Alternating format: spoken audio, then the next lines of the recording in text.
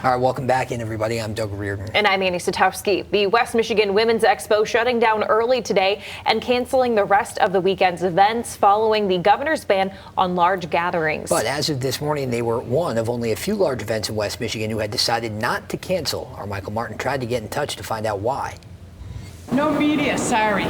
Can we ask to speak with somebody? Sure. Okay. A bit of confusion Friday morning after the West Michigan's Women's Expo decided to open its doors to the public after repeated recommendations from county health officials to postpone large gatherings in an attempt to limit the spread of COVID-19.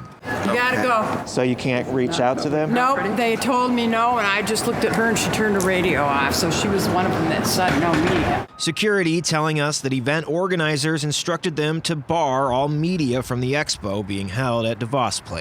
It's a public event. There's a public health concern, and they're not answering any of our calls. I know, and there's because people are making too big of a deal. Some of the people in attendance, though, were glad that the event went on as planned. I guess I choose not to live my life in fear, but not in stupidity either. You know, it's like be informed, do what you need to do, wash your hands. And the fear that's set in with people, it's crazy that, you know, they're letting it pull this turmoil. But for Dr. Christy Hawley, who had paid to have a booth at the expo, the risk of potentially being exposed to the virus was a real concern. We had to unfortunately pull out of the Women's Expo, which is unfortunate. It's such a great event.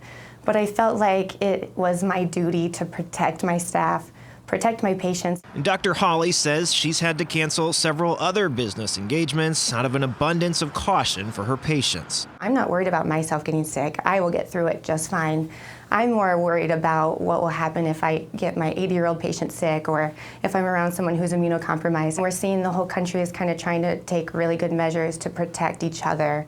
And I think at this point, decide if you really do need to go out to that big event this weekend. In Grand Rapids, Michael Martin, Fox 17 News. And again, with that governor ban on people or events with more than 250 people, now the expo will not be allowed to continue for the weekend. In addition to trying to get in contact with organizers in person, we also called the expo for comment, but so far we have not heard back from them.